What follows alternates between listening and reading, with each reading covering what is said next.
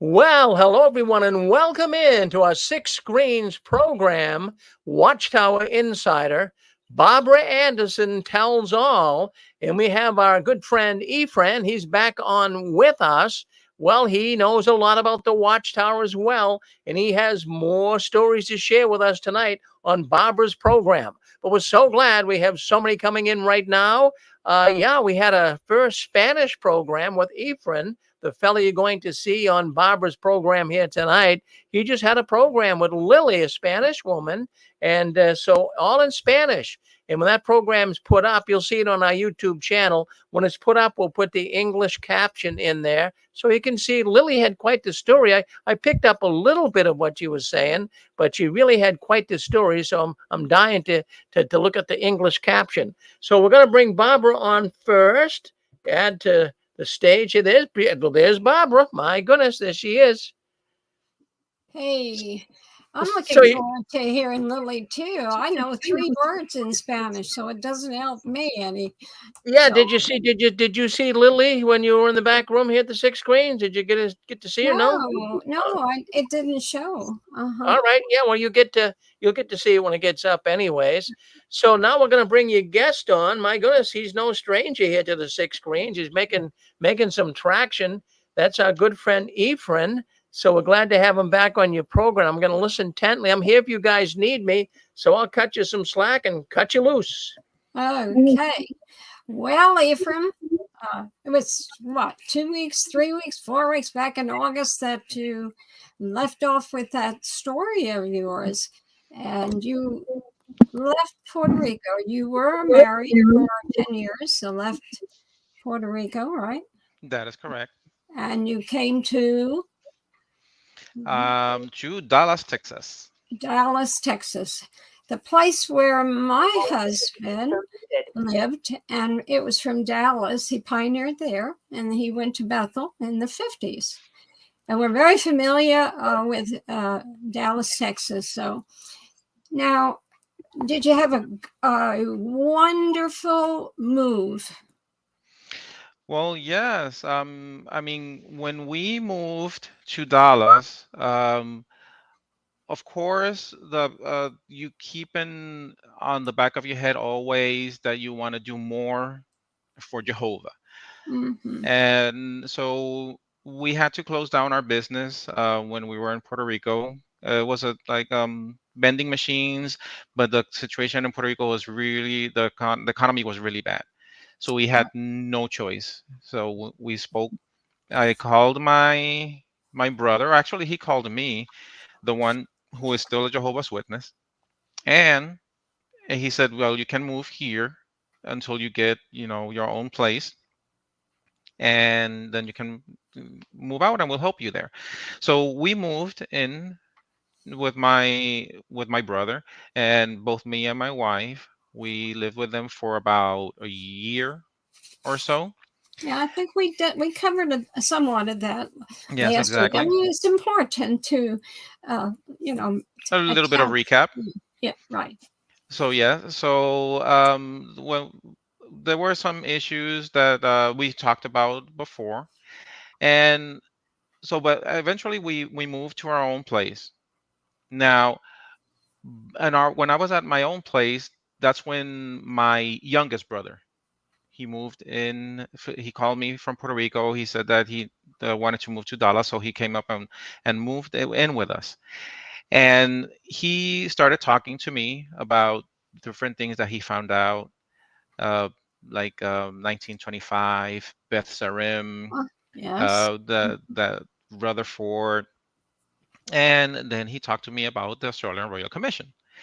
And as I mentioned last time I was on, that's basically what woke me up when by listening to Jeffrey Jackson say that it was presumptuous to say that this was the only true religion, and that made me just start digging in and going down the rabbit hole and learning about a lot of stuff about the Watchtower, that they were part of the UN and all the CSA issues that were hitting in the organization.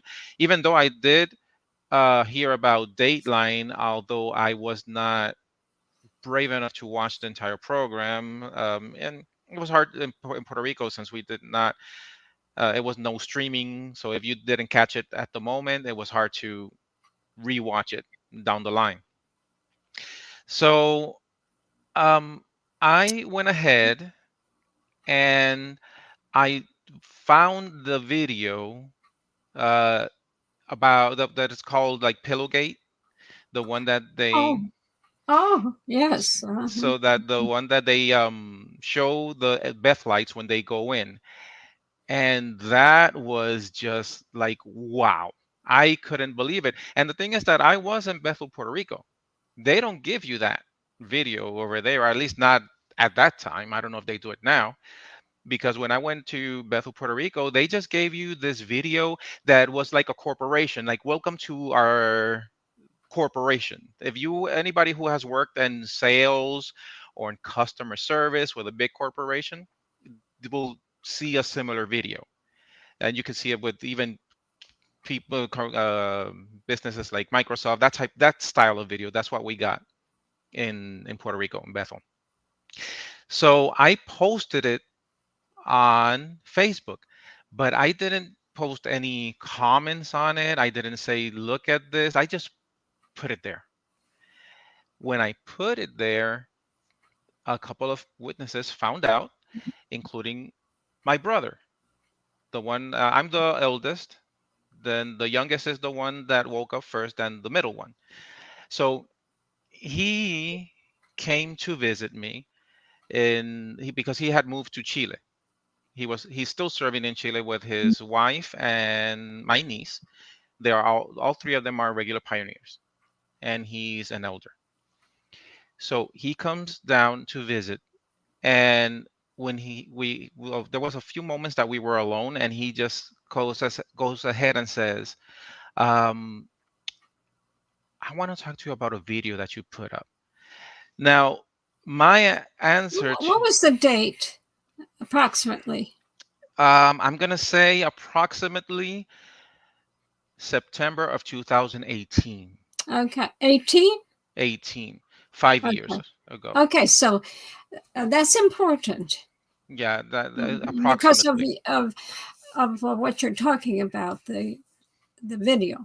Okay, gotcha. They showed that video as recent as that we know of, because we don't No, see I see. see that. Yeah, I do understand that is a pretty recent video. It's not something that was done in the 80s or 90s. Actually, well, if you see who the people who were involved in it were more recent. Well, Nor gave talks when you were new at Bethel. He gave the new boy talk, even though there'd be some women there, and it was very, very suggestive. Oh wow. So Mhm. it's not the video might be relatively new, but it's not a new theme. Not exactly, it is not. Now, of course, I attended the new boy talk when I went in, because basically you have maybe 20, 30, 40. It just depends on how many they were bringing in weekly. So yeah, so it's very descriptive, but it wasn't as much descriptive as it was before the 80s. Oh And really? oh, absolutely. Nor was very uh, I don't even know how to put it. Direct? He said everything that could be said. That's almost like a dad giving a talk on sex. Oh wow. So many of the young men, and they were younger back in those years. At 19, when we went in, that was the minimum age. So, but earlier you could be 16 and be taken into Bethel years and years before that. So that talk, my husband talked about that talk, and others have too. And they were older when they looked back and talked about it, and so they'd laugh about it. But it was very, very suggestive. You have no idea what he discussed. I can only imagine how shocking that had to be for some, For some, because it's like, especially because this type of religion doesn't really talk about sex, you know. Yeah, and Yeah. then they do it so explicitly when you're Yeah. welcoming, when you're coming in and saying, then they give you all these examples that you're like, wow, why are you giving me all Mhm. these specific examples on if this happens, this means this, or this means that. So Yeah. it They was were very conscientious about making the guys recognize masturbation and the that, gay yeah, discussion. And here that was in the 50s. So wow, why was that? Sometimes you wonder what were those who spoke about this, who engineered the idea to discuss this type of thing. What was their problem to mm, even bring this up? You know, unless they had seen issues in the years before where mhm. they had the gay issue, and because that was a problem. I'm not saying that um, I'm not negative about any of this. What I am saying is they made this a big Issue, negative because of yeah, what they say the Bible says. So masturbation was part of their discussion also. And yes, interestingly, the man uh, who was the Awake editor, he absolutely told me, and I brought this out a few weeks ago. You know, he didn't agree with them talking like this about these issues. So those who had been in Bethel for years, it doesn't mean that they go along with uh, the decisions made from on high. exactly. So and even though we did not get that type of talk when we in Puerto Rico, at least when I was there. But we did hear rumors about what the things that went on in Bethel, New York, and Brooklyn. So now going back, when my brother asked me about the video that I put on, and I asked him which video, it was because I had just done the video about my story with John Oh, Ledger. oh, I see. So Mhm. that and so T- he Tell us sorry, who John Ledger is. John Ledger. He's an activist. He used to have a channel called XJW Analyzer. I want to say because I think he's changed it to Spiritual Analyzer afterwards, and he has retired from activism for a while. But back then he opened the door, the invitation so that you could either make a video or record Oh, yourself telling your story. oh. And for me, it was just very important to say something about it. And now the ironic thing is that I did not count on anybody watching it. His channel was a very small channel, very little audience, and so I just make the video in English and Spanish. Mm. It goes out in English. It had some views, but it wasn't that big. Now, the Spanish video, when I make this, I wanted to have something inside YouTube just in case somebody who knew me, either a friend, a close friend, a family member, would go digging and digging and digging and may just stumble about on my story and they will just go ahead and feel comfortable to contact me and ask me like, hey, look, what's going on? um, I'm also waking up, etc. But the surprise was it was that the video just it had almost 1 million views, the Is Spanish that video. right? So it just blew up. And and I was like, oh dear God, what's going on here now? Well, sex sells. and and the thing is that I didn't make a video. It was just my voice recording. So he did some art. He's a IT technician. So he just did some art. He asked me for some photos, and I gave him some photos, which are posted. about, just simple photos and some art that he put on. But boy, did that explode. Now, how it was found in Puerto Rico by people that know me, I have my suspicions, but as soon as the first person who knew me in Puerto Rico watched the video, that was it. That same week, everybody knew. Like everybody knew. And immediately, I started receiving phone calls and text messages from the elders of the congregation. That was immediately. And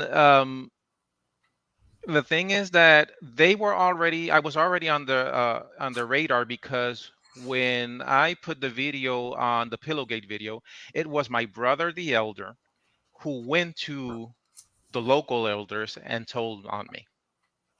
Oh, So it was my brother who gave me up. And of oh, course, okay. he for people that are not witnesses that are listening to this, they believe that that's the right thing to do, that they believe that they're helping you by going to the elders, because he wants Mhm. them to just talk to me and help me understand. And and as I said to him, we talked about this a year ago when my father died. I said, help me how? Because if they come to talk to me and I tell them I don't believe in this organization, they're just gonna disfellowship me. So there's no help. They're just trying to get rid of what they believe is wrong, and that's that. Yeah, you put it well when you said they want to get rid Yeah, of the and problem. exactly. So they start calling me. I ignore their phone calls. They start texting me. I ignore the text messages. And I already knew how the rules work, so I'm not going to meet with them, or at least I'm going to try to avoid it as much as possible.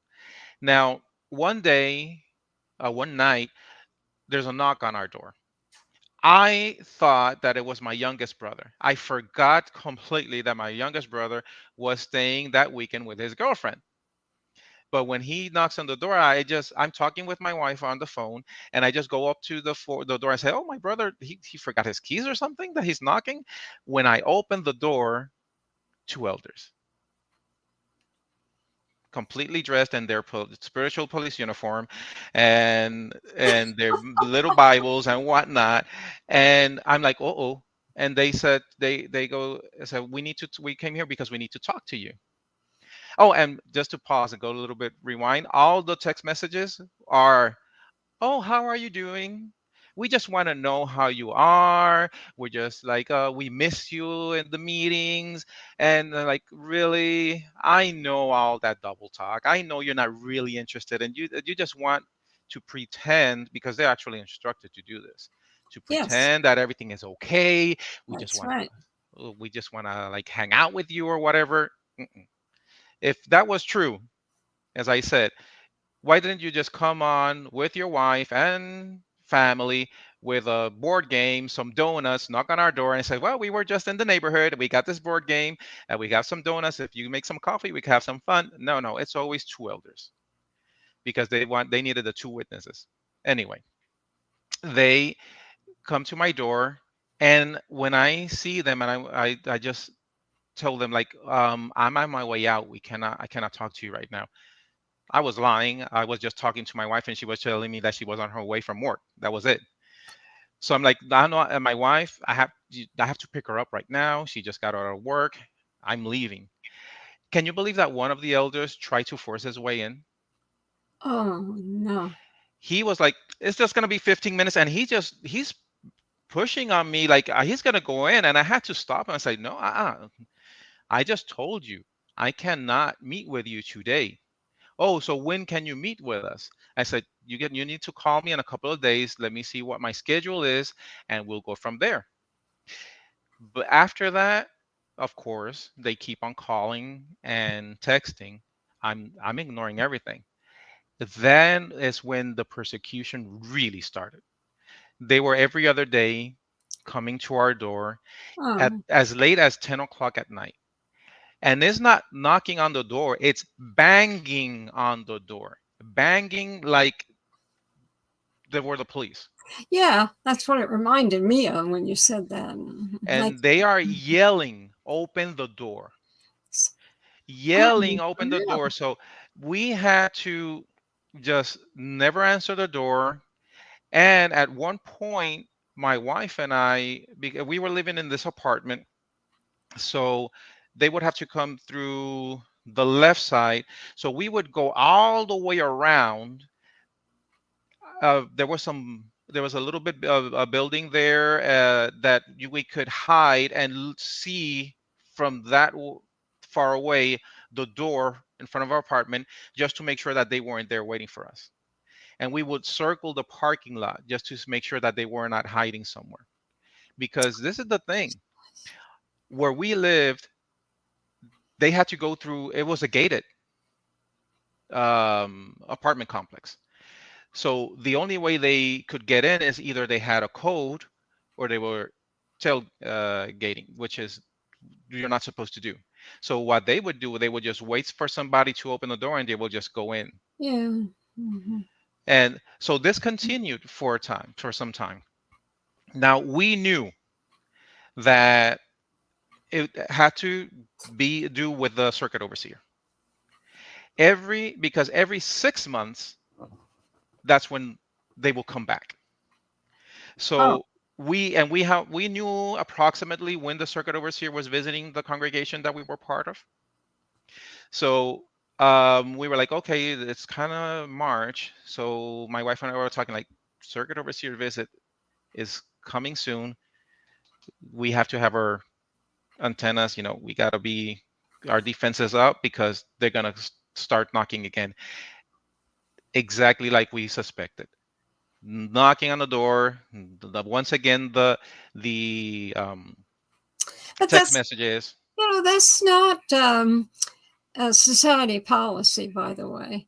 Uh, I'm not, facts are facts. Yeah.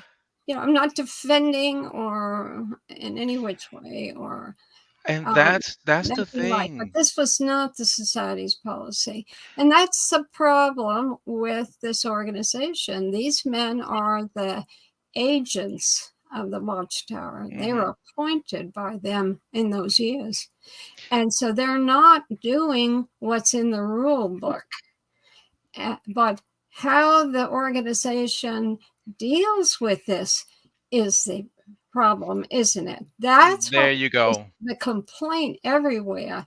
It's united organization that they brag on, that is a brotherhood, but in the reality, there is no such thing. Maybe all the elders don't do that, Hmm. though. But these men really should have been disciplined because they broke. If they think you broke the rules, what they did at your door is really against the law.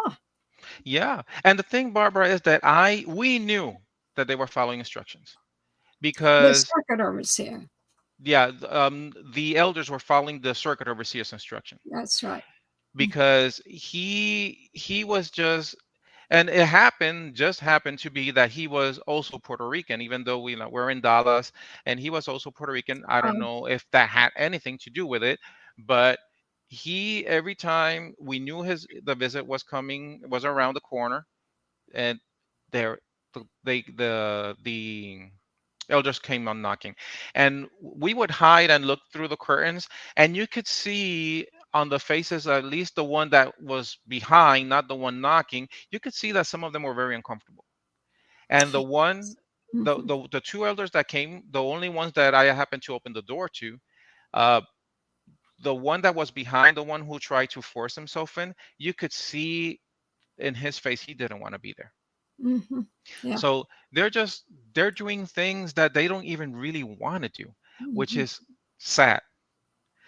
So after 2 years of this, Is that right?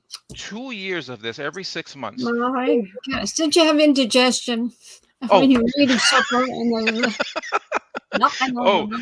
you're not lying. So, and they went ahead and then they started sending certified letters. And that's part of, I found that in the Shepherd the Flock book. Those are instructions. Like, now you need to send a certified letter. So that way, when it comes in, I will sign and it will go back. Yes. But uh, when we got the letter, the since it's an apartment complex, the mailman would not knock on our door or anything. He would just put it in our actual mail, so we never signed. And Oh, oh, now, and oh. yeah, and my wife was also, she just had just started as a mail carrier too. So what we did was that we send the letter exactly how it was, sealed, not signed, with a code saying that the address is correct, but the people that you're trying to reach, they no longer live there. Hmm. So if back it went, we got another certified letter sometime afterwards, When it went and back, where did it go? it will just go back to whoever sent it. But did it have a local uh, Yes, yes. It return wasn't, no, address? yeah, it wasn't from Watchtower. It was from a local elder. Okay. Yeah. So, and then the second one, we just sent it back. After that, uh, the letter stopped and the knocking stopped Mm-hmm. and everything, and we moved afterwards, also to a different place. Now they don't know where our address is, and but they also, the text messages and everything completely stopped. And Forney's story is that we, even to give the impression that we did not live there, we stopped cleaning in front of our door. Uh-huh. So there was like all this debris and stuff, and so it would look abandoned. So, and I mean, I know that many people that are not witnesses who are listening to this might not understand, they might not Yeah, get it, that's right. but that's the length that you sometimes go when you're trying to leave a high control group such as Watchtower. Yes. But many elders wouldn't do that either. You know, that many elders would not track down. But like you said, they're uncomfortable with this.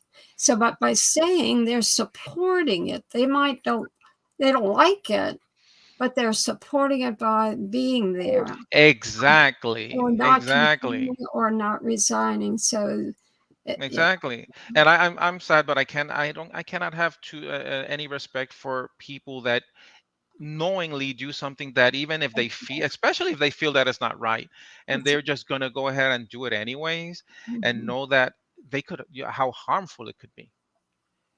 Well, you two were young and healthy. What if there was a real issue and they didn't know Hmm. at this point when there was illness in your house Hmm. and there are issues that were difficult in your life and they're adding to it. That's ridiculous. There's no empathy. But Oh yeah, the society has learned the hard way over this. And so, because the lawyers have stepped in on this, there you no, go, yeah, there you go. Now this is the thing. Now, during, just rewinding a little bit, my video went viral. it did it. Everybody knew. Mhm. That same weekend, we lost all our friends and family, Oh my, all of them. I was completely blocked on Facebook by everybody who was a Jehovah's Witness, both friends and family, who to this day they don't talk to me or to my wife. And she had nothing to do with the video because I didn't even mention her name. It was my story. hmm I didn't mention her name. I didn't mention anything about her. And hmm we're talking about people that knew that she had breast cancer, and so, and we were really good friends at one point. They're gone. We have this family of friends that we had back then that were like family. My wife, she helped raise all their 5 children. We will go every week to their home, play games. When they were sick, my wife would take care of them. We watched them grow up. We were part of all 5 of their weddings. And so, and just like nothing, like if it was switching, like just like flicking a switch, click, you're out of our lives. And not even the courtesy to ask, like, okay, why do you think this way? Why? That's right. Just like, even if they would say, like, okay, we hear what you're saying, Yeah. um we do not agree with it. uh Sadly, we will have to separate ourselves from you. We still love you, whatever. But That's right. it was nothing. It was just like blocked to this day. That is the Spanish congregation. Yes, this is all Spanish congregation. And of Because course, somewhere in there you went to a English. while I was in Puerto Rico, I went to the English. When we Mhm. moved to Dallas, we went to the Spanish. I see. So because my brother was part of the Spanish congregation and the English, we were in Puerto Rico, we went to the English, which is what you do when you're not feeling comfortable with the organization, and you're just, you will hear again and again people that are just, they're tired of, and you just go to Yeah. uh, um, a foreign language congregation. Like my cousin who doesn't talk to me, I have a cousin, and we spoke for years every single day. If we didn't speak on the phone, we would at least text each other. We were very, very, very close. And she hates the organization. I mean, when she hates, I tell you, she hates it. She hates the organization, but she's a fanatic. And uh, when she found out, she blocked me, and she to this day is shunning me. Really? That was it. And what I was gonna say Oh, about it her sounds story. like you murdered somebody. Oh I mean, yeah, this yeah. is a little It was like we had the way plague. It's like, yeah, you have. Well, oh, he has the plague, and if, you can catch it even if you talk about over the phone. So this is the thing. She hated the organization so much that she is right now, well, no, not right now, because she moved back to Puerto Rico. She went to the African congregation, and her words were, that way I cannot understand what they're saying from the platform.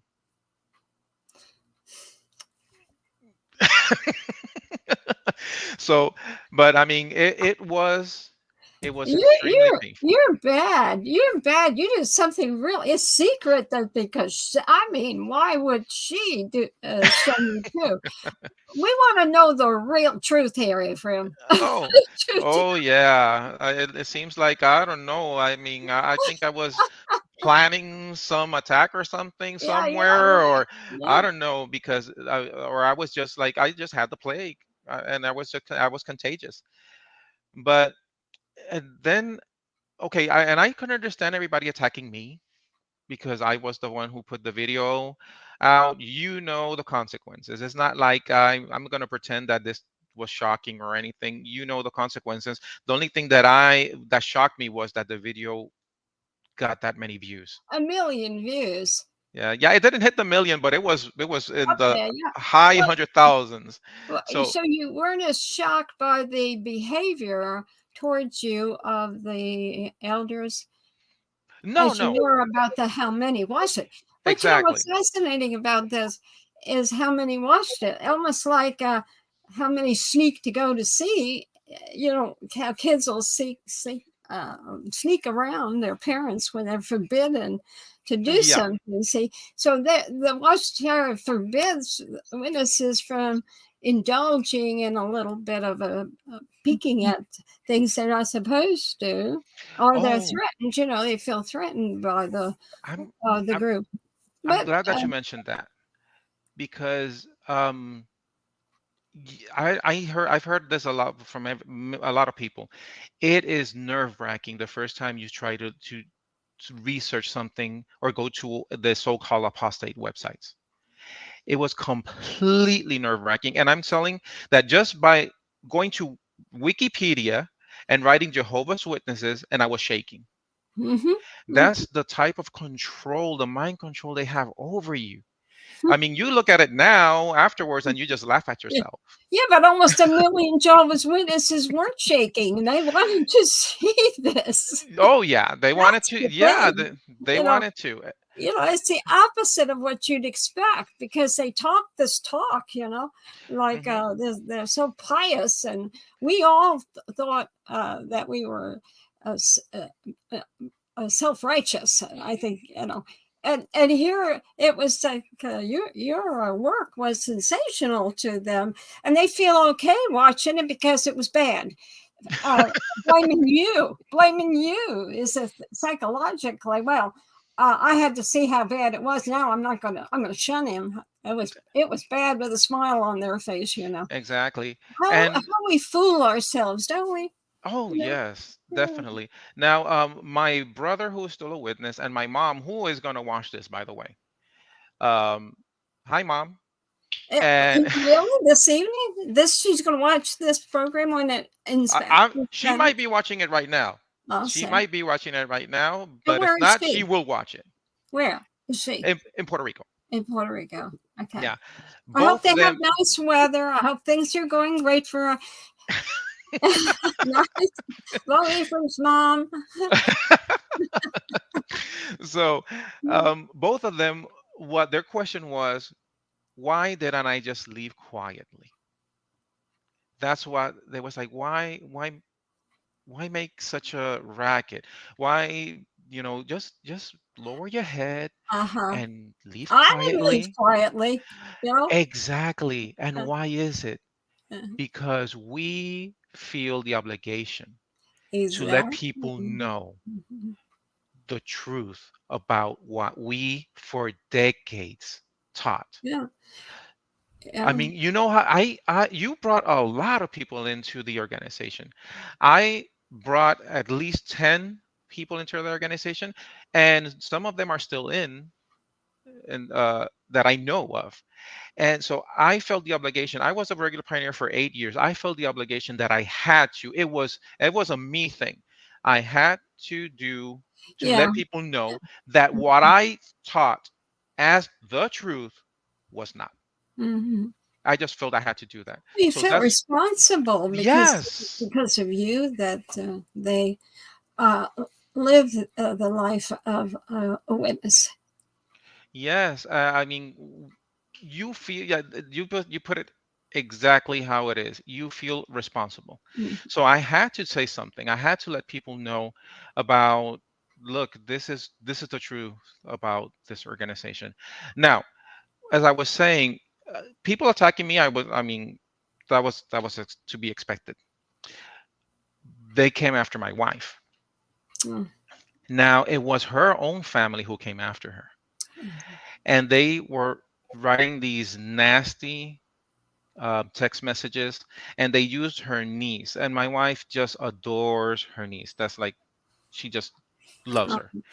So when she gets these messages saying you're the daughter of Satan, Oh, um, it's devastating. and now I understand this or what. I mean, they were really, really bad text.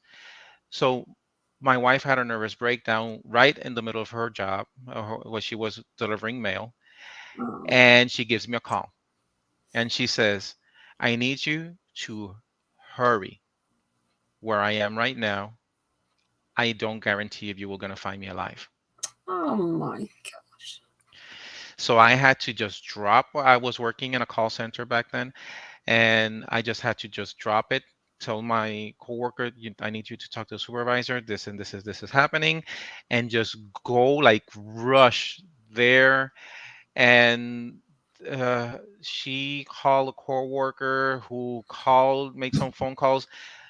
Police officers, ambulance, the fire department, everybody just My. ran to where she was, and so they took her to a hospital.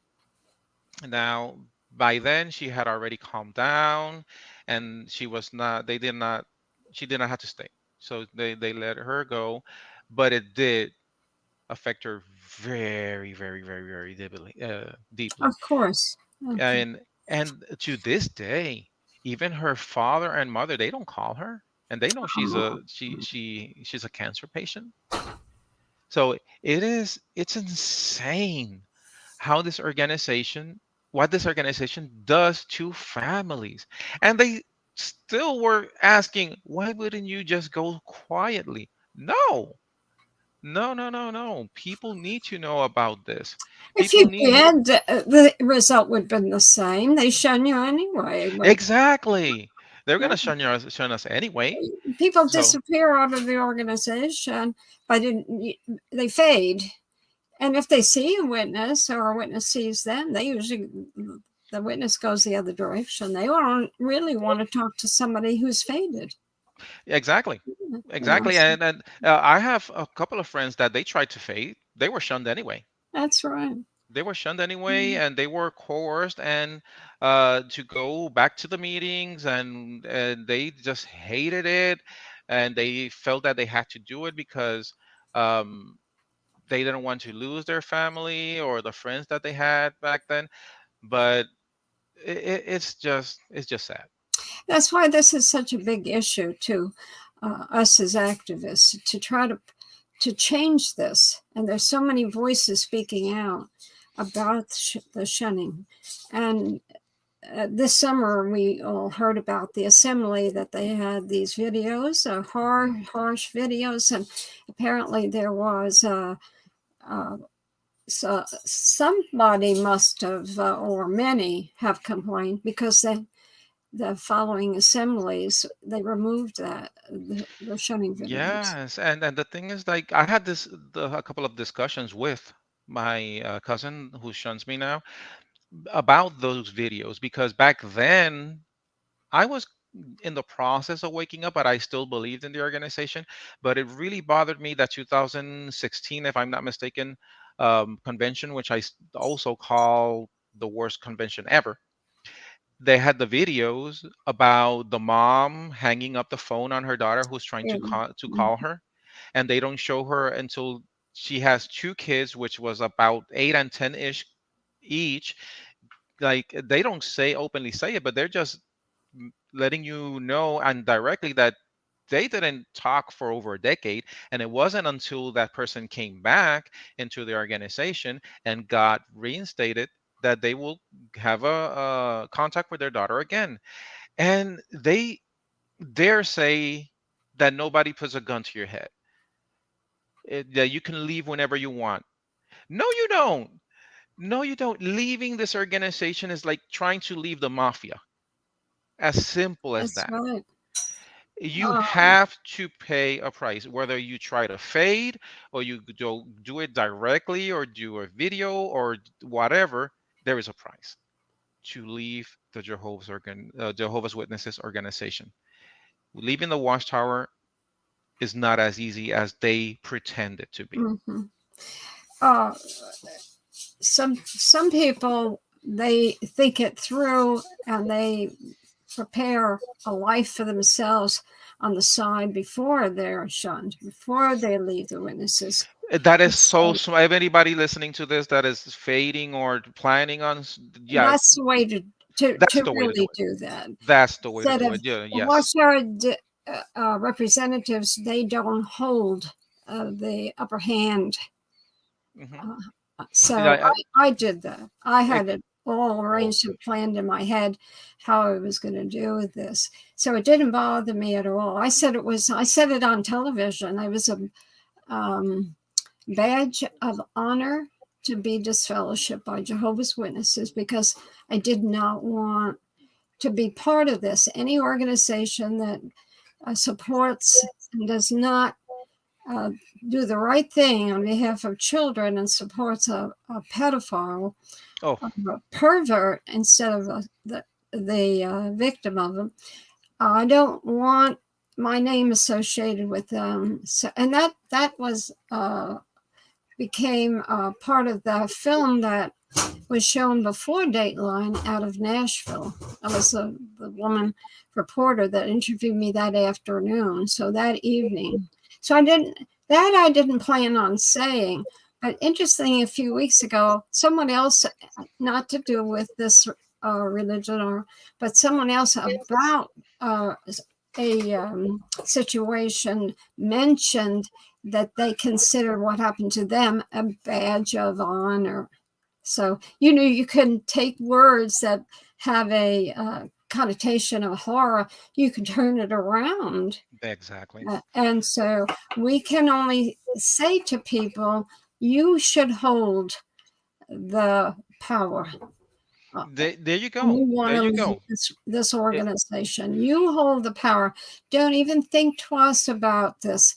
And I know it's hard to lose your beloved relatives and friends, but you have to face up to this, that you have to build a life. And many people can't. I know that. Oh yes, and it is sad, but it is so true. So, And a couple of things that you mentioned, because my wife replaced all her. She's a social bird, so she is the type of people that she has to have friends. She has to interact with somebody. So she made a huge um, uh, network of friends in at her job.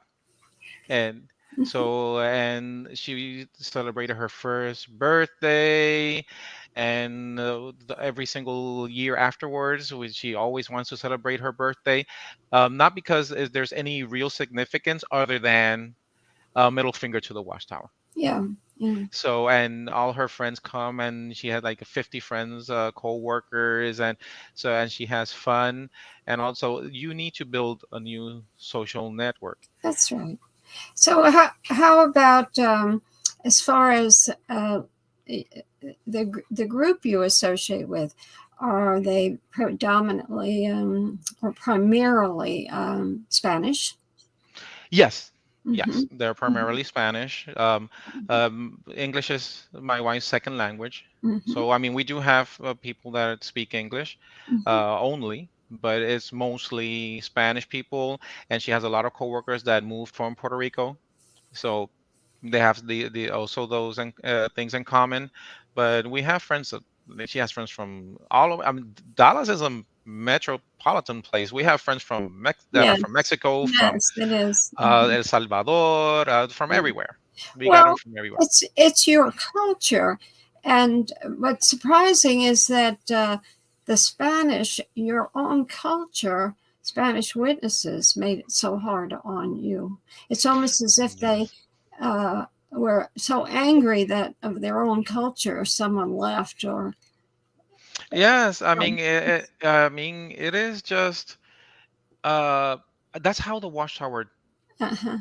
that's how the Watchtower operates, and and going back to what you said about the power, that's why the reason people will also ask, why did you just disassociate? And we talked about this the last time. I didn't do it because I didn't want to give them the satisfaction to read my name or say my name from the platform, because I wanted to take away that power Mhm. from them. People Yes, who disassociate do it for the exact same reason, to take away their power, that's right. That's because their power is fake. It's fake power. And whatever you give them, that's what the power is. You don't give them any power, they have none. right. Hmm. So it was different approaches, but the same. It was the same meaning behind it. Hmm. Now, going back to my wife, then one day we're getting ready for the meeting, and she just goes ahead and says to me, "Do you believe in this organization or not?" And I said, "No, I do not." So she goes into the bathroom and starts crying. And I go into the bathroom and I say, "Don't cry. Let's go to the meeting." And she says, "Why? It will be a waste of time." And I said, As long as you want me to go to the meetings, I will be there.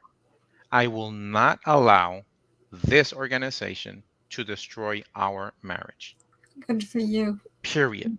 He said, whatever is what you want me to do, I'll do. And then she asked me something about the organization or how I thought about it, and while we were getting ready, because I dragged her to, like, no, you get ready, we're going to the meeting. And then I told her about the child abuse cases, and I said to her, how would you feel if it was your niece? She said nothing. We went to the meeting. On our way back home, she says to me, I'm never setting a foot back in a Kingdom Hall again. Mhm. So it worked on her. Yeah. Now, it took some time. She would not watch any XJW videos, except for the ones that had like a little comical, like Jay the comedian. Mhm. He was an activist back then, and he was always just making jokes, and she just loves to laugh. If you make my Oh, wife laugh, she's her friend forever. that sucks. So he made her laugh, so she would watch the videos. She would never do it on her own. If she would just sit down if she sees me Mhm. watching them. Yeah. But if it was other ones that were a little bit more intense, she would just walk away. It took Mhm. her some time before she got there, but she woke up. And honestly, Barbara, we've never been happier. Yeah. Yeah. We've never been happier. You could ask my youngest brother. His name is Esteban. He even told us, it's like, you are a different couple afterwards. Mhm. Like before, I didn't even I wasn't even sure if you will end up getting divorced or anything. Afterwards, it's completely different. And it is right. We have never been happier. Uh, we got good jobs because while we were witnesses, we had horrible jobs. We were dragging ourselves to the meetings. We were always tired. You had to go to out in service, And you always feel guilty. and That's you what always makes you feel cry guilty. because you never do enough. You never So do enough. psychologically, and that's what I said when I was at Bethel to some of those who were in power. I You said, never. we never do enough, so we're always guilty. I said, if we want a happier organization, then we have to stop this. Oh, But exactly. You so they never just do they enough. stopped it, didn't they? The pandemic, no meetings and no service, and now that Hmm. that all happened, nobody wants to go back out in service. So Oh, that's a turnaround. yeah. And anyways, right now, what is service? Standing next to a cart. I Yeah, remember when that was shunned. I mean, shunned. Uh. Oh, I lost my thought. I mean, it was frowned upon. That's what I was gonna say. yeah, It was frowned upon. You could not go out and stand in a corner and not to talk to anybody.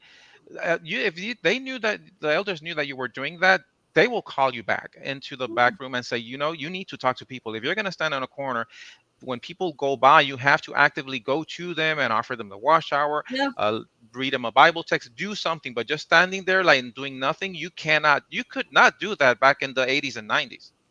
Oh, Now that's it. That's all you you had do. to chase them down. Some of the Supreme Court cases of Jehovah's Witnesses was over. Uh, you'd be in the magazine work in the middle of the sidewalk, in the middle of the downtown Dallas or a place like that, Hmm. and you'd go after people, put the watchtower right in front of their face. And so you had the one, I think it was the Cantwell case, and because he was such a pest, he went after them, and that they got ended up in a brawl. Boy, Wow. and it went to court. I mean, with the decision on freedom of religion to do that was okayed. Freedom. The religion came up with the upper hand. But because Jehovah's Witnesses went to court over this, but they were really obnoxious, and some of the results in some of the cases where the witnesses were beaten, but they fought back. I'm not it was a different time, a different culture than it is today. Oh yeah. So I'm not condemning one way or another, but I look back at the way it was when I became a witness. And so you would never, if you were threatened that someone was going to kill you, it didn't matter, because you're going to You be will welcome it. anyway. Yeah. Yeah, you will And then welcome you it. talk about it at the Kingdom Hall, how near death you are. It sounds It's crazy a to some. a If you're different not world. But the shunning hasn't changed. In fact, it's gotten getting worse. worse. Yes. Oh yeah, it's Yes. gotten worse. So Because that is dangerous. People, eh, absolutely. there are people that cannot handle it, and you Mhm. know at the end of the result is sadly to most of these people. And the thing is that back then, when I was at the high school and I did um, the street witnessing at 5 o'clock in the morning, it was not standing in a corner, not talking to anybody. I was actively going to the businesses that were opening at that time, the bakeries and the taxi cab drivers that were getting ready.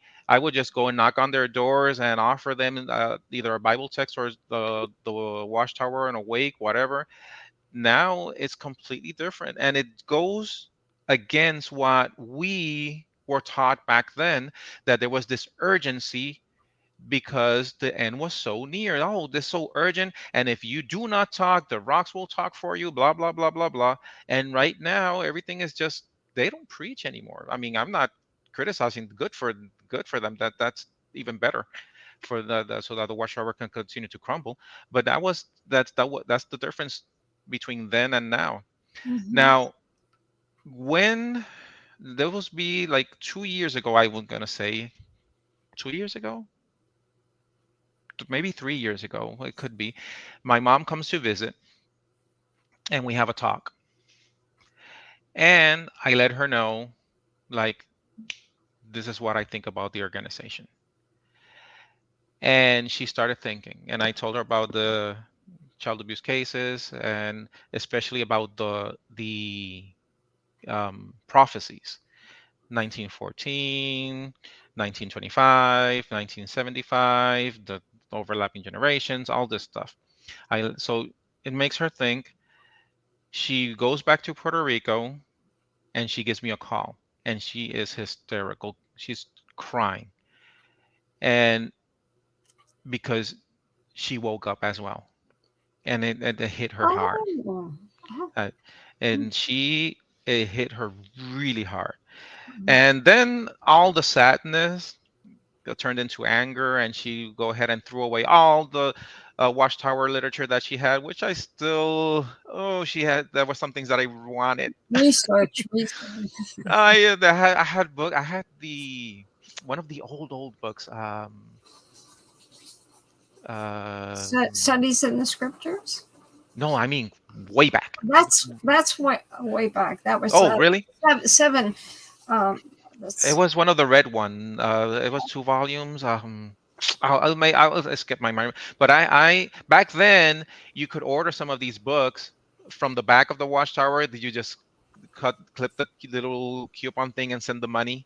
And then so I bought a couple of them, and my mom threw it away because she was so angry. angry. So was so angry, so she just threw everything away. You know, isn't that's weird? She hears that she was fooled all these years, and she gets angry. And but those who you turn on because of the lies, the lying to you all those years, and they're angry at you, and you're not supposed to get angry at them. Oh yeah, They're the yeah. liars. Like 73 years of teaching that the sheep and the goats, so that we were going door to door to divide the sheep and the goats. And then in 95, they changed it. Mm-hmm. And we were knocking ourselves out because Jesus in 1914 took his reign. And so taking that reign as king, it wasn't future. It was present in 1914 that the dividing that we did because of Jesus taking the reign. And then they discard this, And many people left because they're so angry, because look at the time, the money. You don't, your family life is disrupted, your children's life is disrupted, all for that teaching, because you're so obligated to go knocking door to door. And by the way, I got to tell you something that very few people know. Initially, when Rutherford came up with that idea, when you went door to door, you only divided the sheep and the goats that were in Christendom. If you came across a Hindu or a Jewish individual or something like that, you did not witness to them. You did not help to divide the Hindu sheep, and that's very, very few people understand that was the way it was. So look at what you had to go through. You knock a door and you find out it isn't someone who belonged to a Christian church. So you have to turn around and go off. And then you said to yourself, and I know this as an experience, because I have, not only did I hear about it, I saw an experience where the witness turned around as they walked off and said, oh, that's just a goat, verbally. Oh, yes. Oh, Yeah. I heard that many times. Yeah. And the homeowner hears him being called a goat, you know? Yeah. And so when I got the phone call from Bethel, I was still doing research for them. By 95, I was still doing it. And I get the phone call, and I'm told that the new teaching is that we don't divide the sheep and the goats. Jesus divides the sheep and the goats. So, and then the next statement was something that Christendom has been teaching for 2,000 years. That Jesus divides the sheep and the goats, and that is future. So we were really lied to, and we preached it. We taught other people, and they went out teaching all this. In 95, they come up with the new viewpoint, which Christendom already believed, and they were the liars, supposed to be, right? Christendom was the liars, and we told the truth. And so then, so if we leave over that, then we get punished. I mean, it's what a cycle of abuse. We're not talking about somebody hitting you. You can do a lot better being hit than you can mentally be abused constantly. Oh, yeah. Somebody in the comments mentioned the spiritual bullies. That's what they are. Yes, it is true. And they don't look at themselves. Now, the changes in the organization are deserved. That the majority are leaving, inch by inch, step by step. They're moving away from this group. Yeah. Now, and this is the thing. It isn't funny that if I were to teach what I learned back in the 80s, I would be this fellowship for apostasy. Exactly. Right. I'm teaching what they taught. I mean, I could use their books, everything, and I said, this is what I'm going to teach. You're going to be this fellowship for apostasy. Just like that. Yeah. And if you say it, you say it, they can say everything digitally. They turned into a digital religion. Yeah. They can say all they want to. It's fine. But we say it, we're punished. Exactly. Punished. And they've been the ones who were in the error, who made the errors, and were, of course, many of them know that somebody didn't out and out come up with this and knowingly lied. Mm-hmm. It's just ideas they come up with. The writers come up with all kinds of ideas because it made the organization lively and gave people something else to grab onto. Oh, look what we believe now. And we start at the assemblies. There's the big heart beating at the one assembly. And it was psychologically, when you look at the whole thing together, you go, oh my God, in the world. Yes, exactly. And I mean, my mom, she faded. She hasn't disassociated or anything. She just faded, That's and it.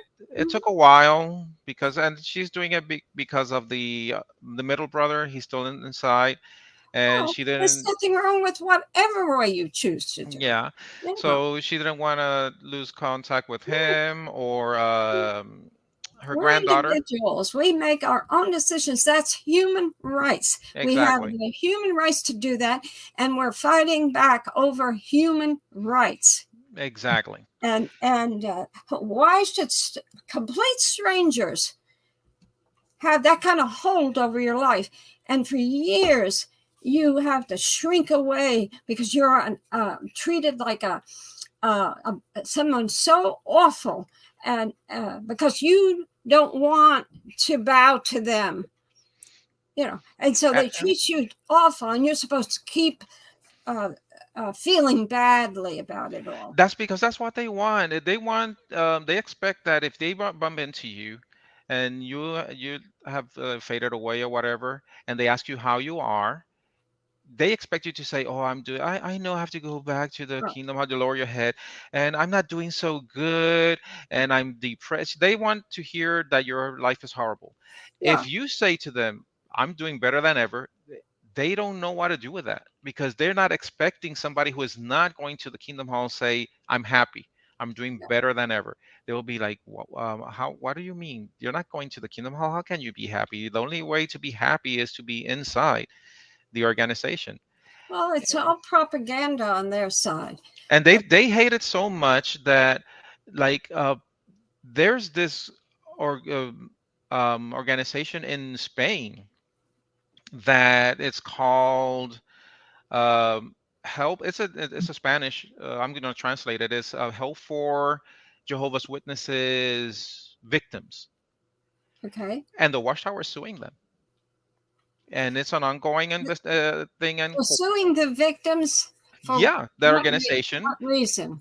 according to them, because they want first they want a cease and desist because the organization has some videos talking about the abusive nature of the Watchtower, but they are suing one because they don't want them to use Jehovah's Witnesses in on their name. They don't want to say, "Oh, um, Jehovah's Witnesses victims." They don't like that. And Okay. another one for defamation. So Well, what about your First Amendment rights? there you go. Yeah. So that's So what when they're they go to doing. court, they can do all this they want to go. They hire lawyers now. There's not enough witness lawyers, and one of them recently got himself in hot water. Had society had to pay because he was lying over $150,000 There to you get a go. law And I'm firm. glad to hear that. Yeah. See, so they try everything to survive. So it's not that you hate them, and they were our friends at one time. They were nice people. You love to socialize together. But Hmm. how do people change like that? Because they're mind manipulated. We were all mind manipulated. We Definitely. didn't know. We were carefully mind manipulated by people who were just like us. And maybe we would mind manipulate others too, because we did it Hmm. when we studied the Bible with them. We mind manipulated. Yep. So it's not exclusive to some pretty bad people who started out in Pittsburgh. You know, Hmm. so if we want our way, if humans want their way. The way we look at things, we want other people to look at things like that. And when you put an invisible deity along with it, you get a really hot stuff there. So Yeah. it's recognizing how this all plays out. It's the propaganda, Hmm. the mind manipulation. Uh, Jehovah's Witnesses went to the Supreme Court and won 47 times. I mentioned that before. But they did it only for themselves, Hmm. so they could get the freedom. But what happened is citizens of the United States got that freedom also Yes. that Jehovah's Witnesses wanted. So it turned out good for them. But then Jehovah's Witnesses turn out and they won freedom for their own people, and then they turn around and they don't give their own people freedom. Exactly. So that And is the irony of that. and and that, yeah, in that case, in Spain, they Yeah, want tell us money. more. Yeah, tell us more. They're suing for money.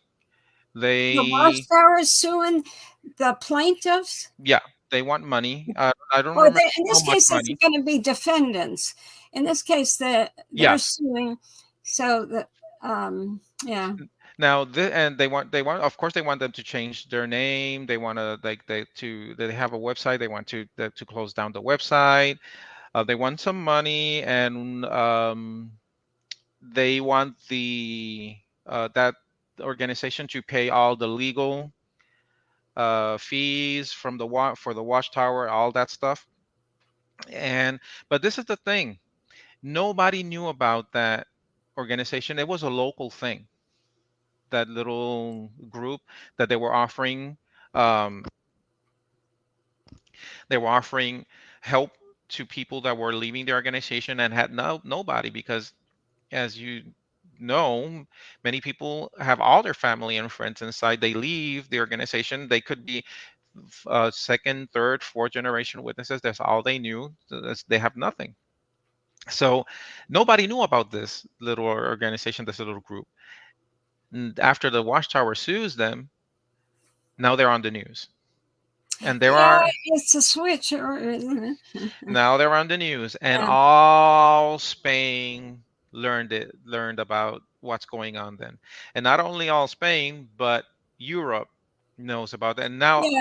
Mhm. different other groups are coming up to help the victims of the Watchtower. Mhm. So it backfired.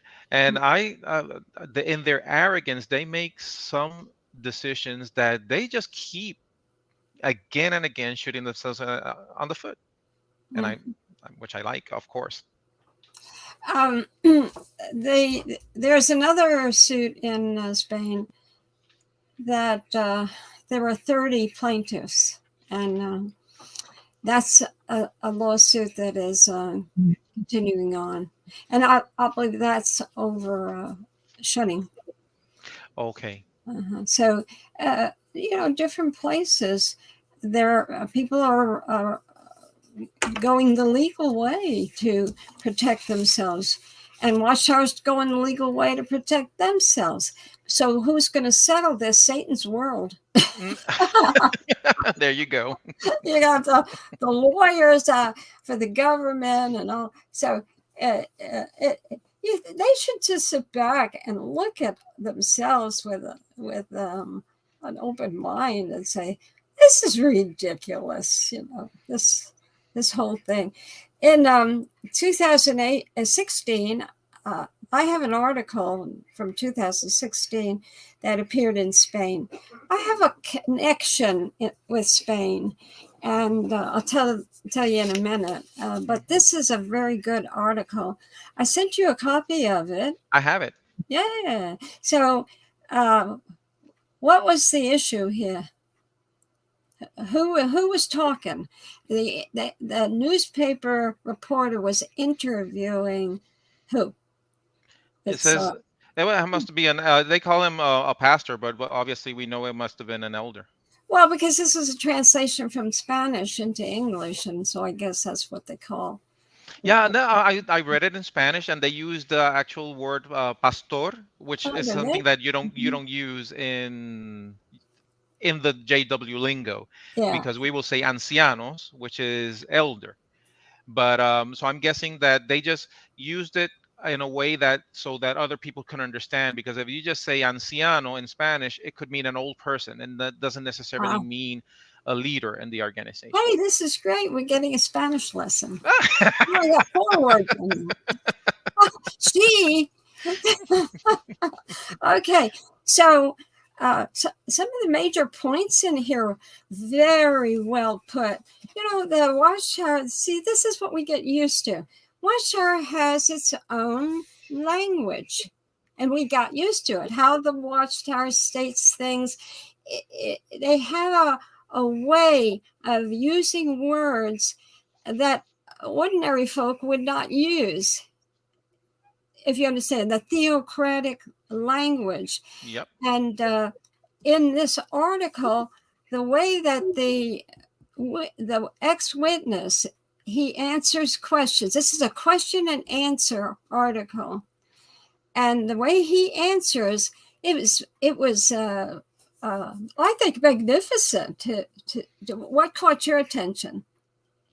One of the things that caught my attention was when he's talked about how they have moved basically into a real estate situation, that he says, okay, they don't. I will say read it how he mentioned it. It Yeah, says yeah, that do that.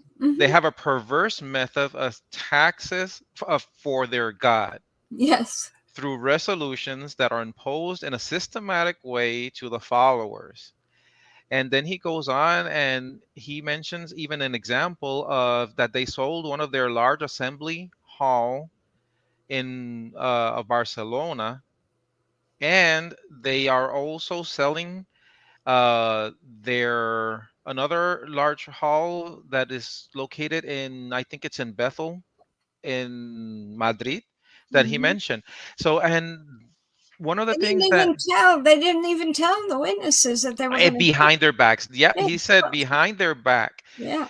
And that's, and one of the things, because it's funny to me that the witnesses always say, oh, we follow the Bible like nobody else.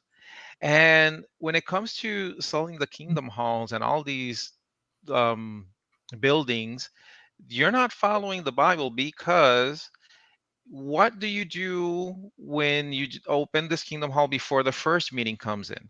There's a special meeting. Not everybody's invited, by the way, and they dedicate the the kingdom hall or the assembly hall. They dedicate it to Jehovah, and they do a prayer because they're dedicating it to Jehovah.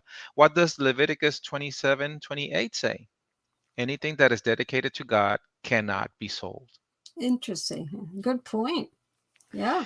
And So and who paid for it originally? The kingdom. exactly. The same people that build it, and Yeah. it's not like you're selling it and giving it back to them. No, you're Yeah. selling it and keeping the money. Then kept the money, millions, and doing it all around the world. But this fella, he said it like it is, and came out terrific in the article. And he talks about the organization being a digital transformation. For decades, they were a reference in the printing of millions of magazines and books of millennial content written by their anonymous prophets, always in the USA. Now they have moved on to digital worship. I like that one. Digital worship. I caught that immediately. I said, I got to use that. I like that. Incorporating content on their website for tablets and mobile phones.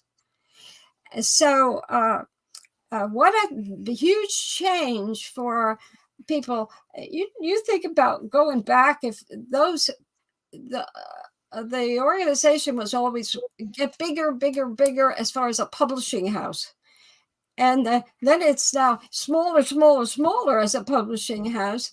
And but I see why they're doing it. They want to reach the most people they can. But I got to tell you, the apostates are media, so-called, we don't like that word, our activists Activist. are, we got a big audience than they do. Oh yeah. Yeah, And I remember when they were bragging about how many hits they got on their website, that was maybe a year ago, and everybody was like, I'm pretty sure that 75% of those are what you call apostates, because I learned a lot more about the Watchtower after I left than when I was in, and I studied a lot when I was in. But now with the internet era, you learn so much more. And during the last 15 years that I was basically an autopilot, I didn't even read any more of the Watchtower literature. I didn't study or anything, but now I do. So them bragging mhm, about growing in mhm. the digital, that's, come on. You know, if they would cease and desist from trying to get their followers to hate those who leave, none of this would be going on. Exactly. There wouldn't be you and me talking now No. and others listening. It would go away, and it would be well, if I decide that I love that religion, I'm going to join that religion. You know. Yeah, they're too proud for it to. I mean, They drive this. They drive it on, and they're going to the courts, and then they get angry and you say we're all liars. Bitter Winter is a man who has that website, and he's an apologist for the Watchtower. These people, there are a number of them that get paid by the Watchtower to defend the Watchtower. And what he says about we activists is unheard of.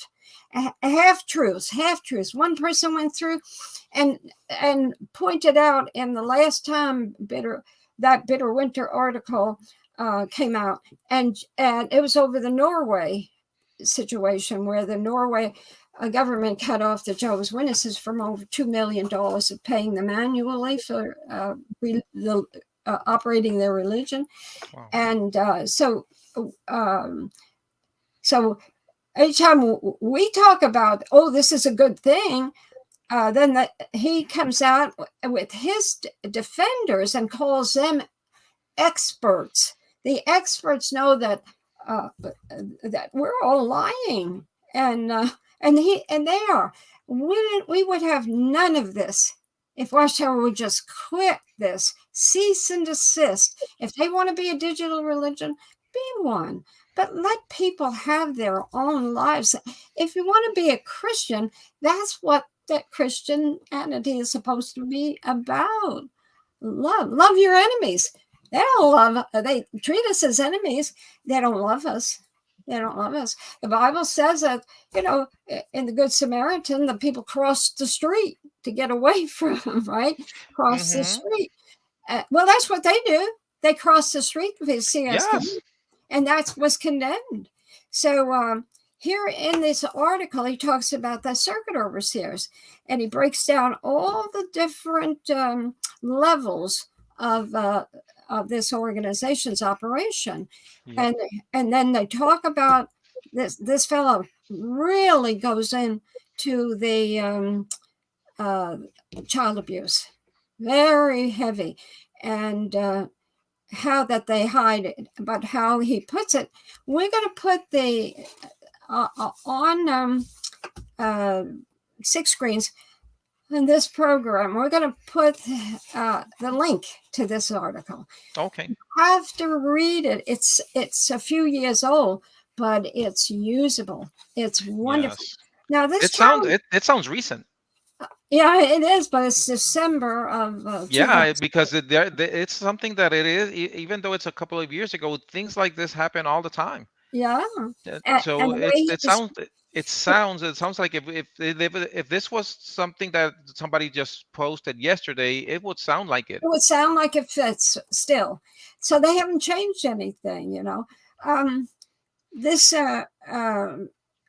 it's, to me, it's fascinating to watch how this is going. With the governments in Europe, the 3rd of October to the 13th of October, a former witness will be attending the OSCE,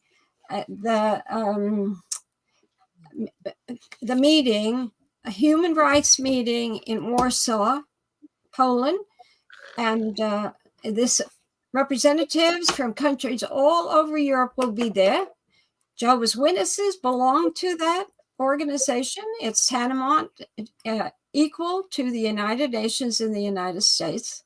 Wow. And like we did last year, I have a representative of the former witnesses who's going to be speaking on human rights, that Jehovah's Witnesses. This is a human rights organization. And governing body Jackson, was standing in the back listening when this young man spoke about the Jehovah's Witnesses. They do not respect the human rights of the true. community of Jehovah's Witnesses. And he specifically mentioned they, so let's see, it was a shunning and what was the other one? I can't even remember. It was basically child abuse and shunning, those two things. So I have to say this. Jehovah's Witnesses is not the only ones that have done wrong on behalf of children in their organizations. Well, everybody knows about them. The Catholic Church has been through the mill over this. But in the news last week, most folk don't understand this, but the largest, what's the largest Protestant denomination in the United States? I just researched this a couple of days ago. After COVID, I don't keep everything in. I think isn't it the Catholic? You would think. Well, that's not Protestant. So. Oh, you're Protestant. Oh, Protestant. Look, I know this. it. I know this. Okay. I know this. I skipped my mind. I know this. Yeah, because you think, right? Wouldn't you think it would be Methodist or Presbyterian or that one? I would think that one. Yeah. Like, it isn't. In fact, the headquarters of the largest Protestant denomination in the United States is in Nashville. So that's like 60 miles from where I'm sitting right now. Wow. And that is, you don't know? No. Southern Baptist. Oh, nope. I did not know that. I never think they were the large. Nope. That's what the article said. And you know what? They got problems. And the problems are not necessarily money. They're getting contributions. They just don't have members. The membership is going. Why? The major part of the article was on child abuse. Oh, the handling of child abuse. There you go. So, you get that hitched up to your name of your organization and how you dealt with child abuse. That's bad news, So, Watchtower, they didn't listen. They should have listened. They're too arrogant for that. Yeah, they're too arrogant for that. Because they thought they had the truth. So there you go. You have the truth. You become arrogant. Is that the whole deal with our spiritual side of us? We get to be mean and arrogant because we have truth and we believe the right way. Yeah, they believe they are above the law. They believe they're above the law, so they don't have to answer to any of Satan governments or whatever. Ridiculous. Yeah. Yeah. I don't know how much time we have left, but I have an experience that I want to talk about. Are you finished with your experiences? Yes. I mean, my story basically ends with me here. And doing some activism. Well, I have many friends that have left the organization, and I'm so happy about that. They have contacted me, and so activism, it works. As simple as that. That's right, and you're happy, and that's what matters. You and your wife are happy. Listen, if you can go through, life is short. You can go through life, and you could say you're happy. Oh yeah. Well, Bob, this is Rick Farron. And Bob, we got about say 10 minutes left, and then we're going to cut to JW World News. But go ahead, 10 minutes, and give a little experience, and then we'll cut to the news. Yep. Well, I have an experience, and you interrupted my train of thought by interrupting me, and now I can't think of what. Oh yes, I know what it is. Joe and I were in California on a trip around 91. We were at Bethel then, and so we were staying with an elder and his wife, and the elder had a brother who was an elder. And the two of them got together, and they were at the same house where we were and talking. And they were English congregation, and they were critical of the Spanish. And they were very, very critical. And they were mad because the Spanish didn't they shared the Kingdom Hall with Spanish. And they shared it with some other language groups too. But for some reason, this came up. I don't know how. It's a long time ago. So they said different negative things about the Spanish not supporting the fixing of the Kingdom Hall and that stuff.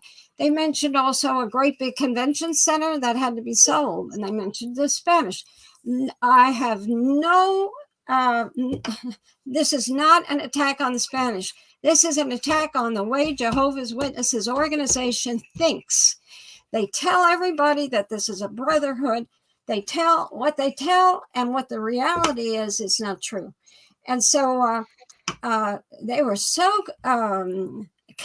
condemnatory over cleaning, mind you.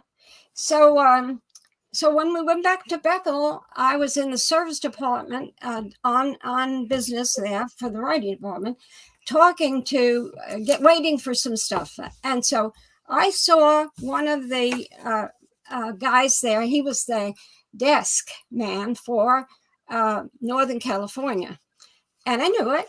And so I went up I saw him right nearby. So I walked over to him. I knew him and his wife quite well. And I talked to him about this.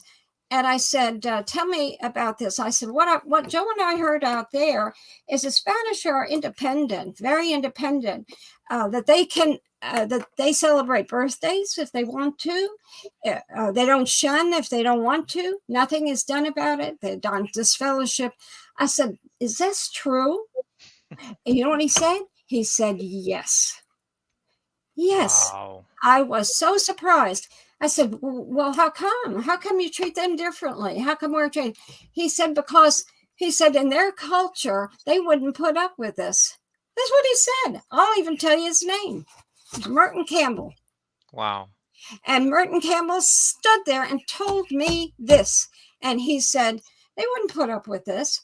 He said, some of the congregations do what we want. Others don't do what we want. He said, we just accept it. Otherwise, they wouldn't be Jehovah's Witnesses. So, Ephraim, is that true? It depends on the area, but yes. Because it's like in Puerto Rico, they were kind of strict with some things, like if they celebrating birthdays and whatnot. But yes, when we were speaking that even the Bethel in Puerto Rico uh, had a different kingdom ministry than with the states, and they had some rules that were different from the rest of the ones in the states. And I noticed it because I was in the English congregation and I was comparing both. I was like, wait, this is not the same thing. It's not a translation. It is different strokes for different folks, and they practice it. Yeah. But in the Watchtower and the Awake, we are deluded to say, oh, we all think alike. No, we don't. It's farthest thing from the truth as far as obedience to the rules of the religion. I mean, we can wear different clothes or different even clothes. They tell you what the length of your skirt or the jacket or whatever. But the thing is, the misleading, and that man knew that that was a misleading idea that we as witnesses have about the organization, that they don't do this. They let things go from place to place. Yes. In light of, we got to keep the money coming in. We got to keep the organization coming in. And that's what is so abhorrent about this. If our leadership would told us the truth, they misled us. Not that the other cultures do anything wrong. Different cultures should be respected. Mm-hmm. And but we all thought that all the cultures, we all blended together. We all meet the same rules. We do the same thing. It isn't true. That's the thing. They make us believe that everything that you go from, whether it's Puerto Rico, States, China, Japan, France, wherever you go, you're going to find the same exact thing. No. Mm-hmm. No, that's it. It's not. Okay, that's Rick, a complete lie. I wanted to tell that experience. Did I get my 10 minutes? Have I got 2 minutes left? Oh, I got experiences for a while. But yeah. Well, you got to do them in Spanish, and we can read. We're going to read them in English every other week. Yeah, right? You're gonna like Lily's experience. I'm looking forward to that. Yeah, I'm looking forward to this new Spanish. You're going to have such a great group of people. It's going to grow just like your pillow. And just to give you a little bit of what you can hear from her. At one point, her mom was so depressed that she tried to drown both Lily and her brother, Oh, believing that, and she took a lot of pills, believing that they were going to get a one-way ticket to paradise. oh my gosh. Well, see, we're all so different. And so I say that all the time because it is something that I woke up to as I started to think for myself and escape the Watchtower. You can't take set rules and make everybody fit. Some people's, different strokes for different folks. And beauty's my favorite. Beauty's in the eyes of the beholder. Some people can't take a certain thing. They consider suicide. I never considered suicide when I left the witnesses. I don't care if everybody shunned me. I would have found a place to go Me too. because that's my personality. But you can't condemn somebody else who's very sensitive and maybe and what kinder. and what they were thinking, like and I mentioned it in when I was talking with Lily an hour ago, that the news of this young girl that she killed all her family and then killed herself because she thought that she was saving them by doing so, because she was already this fellowship, and she said, okay, I'm not planning on going back to the organization, and Armageddon is going to come and all my family is going to die because of me. So she said, Oh, let me what a I'll load, what a weight to carry. yeah, so I'll You just go see, ahead and fix this way. It's so sad. the blood is on the hands of those who come up with these ideas and the leaders. I mean, we were simple-minded people who wanted a better world, Yes. and it sounded so good, and it didn't hold any water. And the 140 years of this has proven it, Hmm. or more now. The Watchtower does a really good job selling the product. What they cannot do is deliver. That's a good. Oh, I'm going to use that. I like that one. it and look, if they see that the handwriting on the wall and modify the way that to do it, not modify because they got to pay more money, in a lawsuit. Modify it out of love for your neighbor. Yeah, We would welcome that. We would welcome. I wouldn't care if they grew. It doesn't matter. You have the right to believe what you want to believe, exactly. but you have no right to harm. And I don't have this attitude because I'm being shunned by my son and consequently the grandchildren. No, that has nothing to do with this.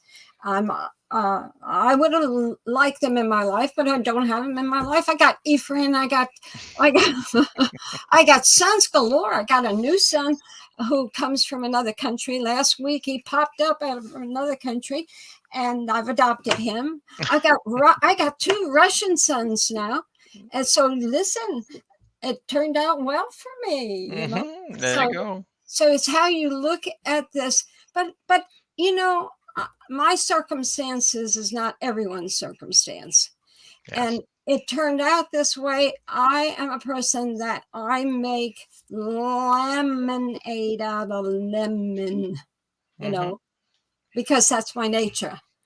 Yeah. And but to watch others suffer, I couldn't take that. To know when I was here and when I was at Bethel working in 1992 for a whole year and hearing the stories of child abuse, there were a group of elders in Long Island and in Brooklyn that was so upset over child abuse, they actually were meeting together in the Kingdom Hall and studying books on child abuse.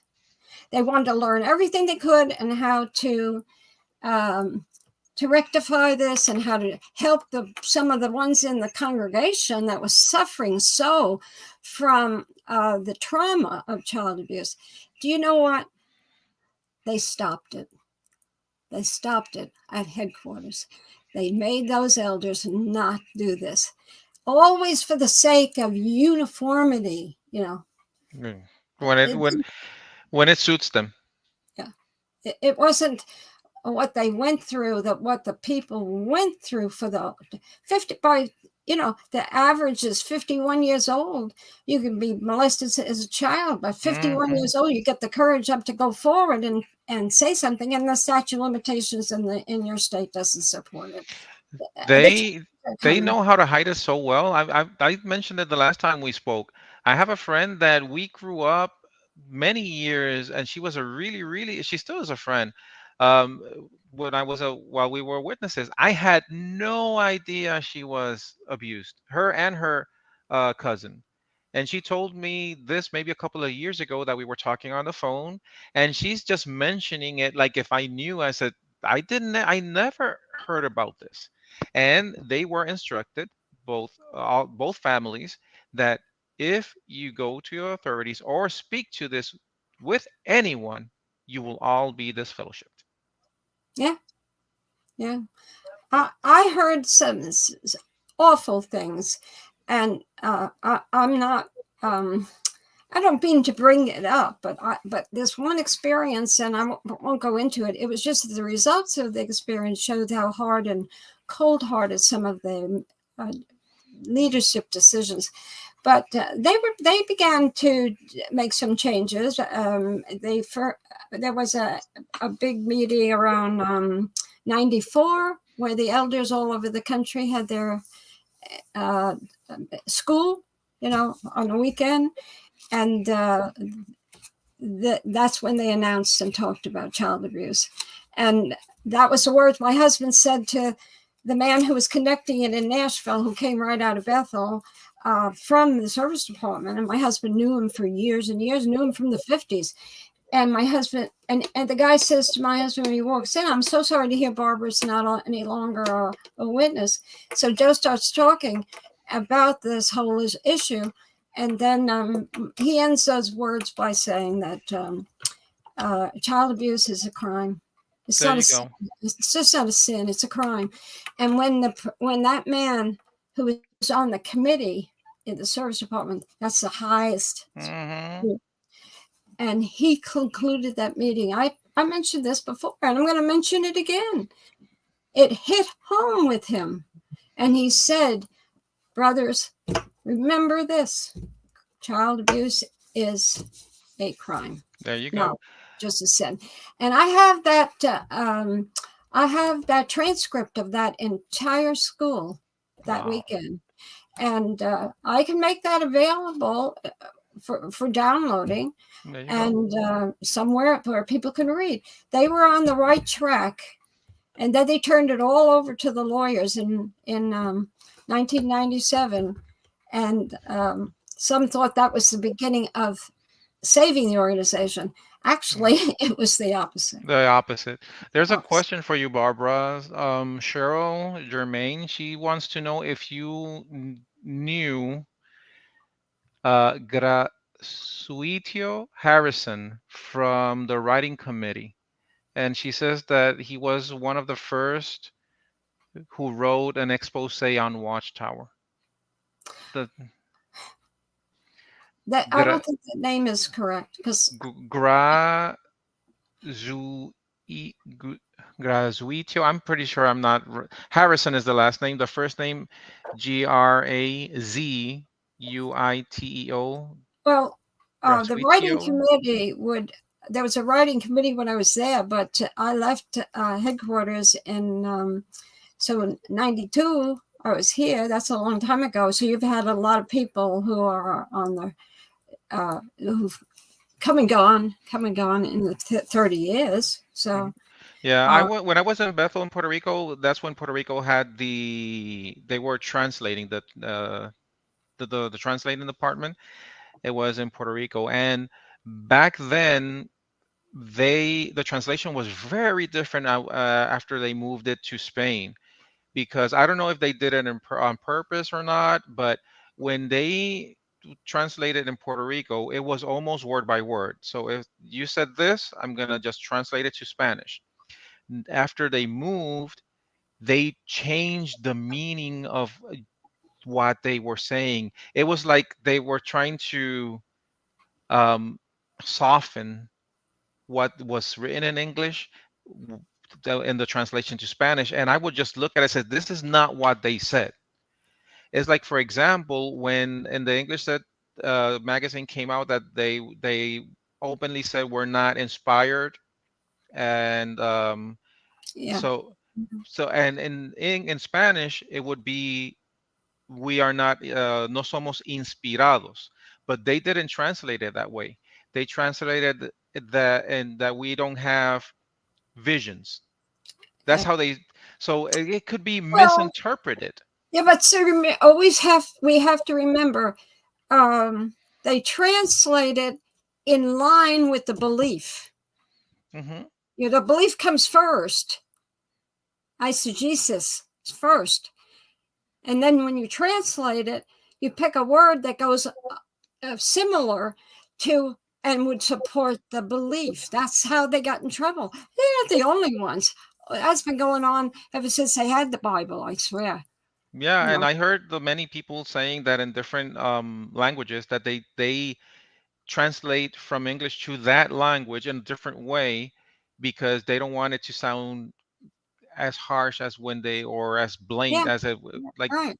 like the one that I just mentioned, that if you read it in Spanish that it says we don't have visions, that doesn't necessarily mean the same thing as we are not inspired. That's right. So many people did see it the way that it was meant, like that they're not inspired, and it woke up some people that even contacted me that I know.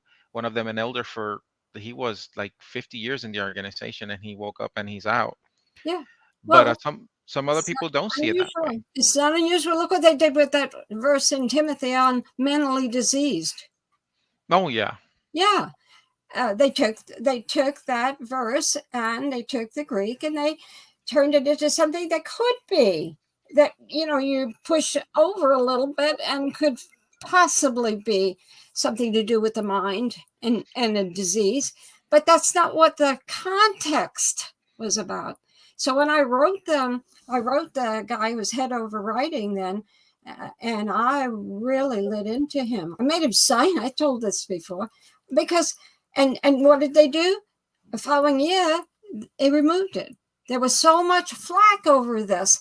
So there's some issues that you can't say that they're 100% wrong, right?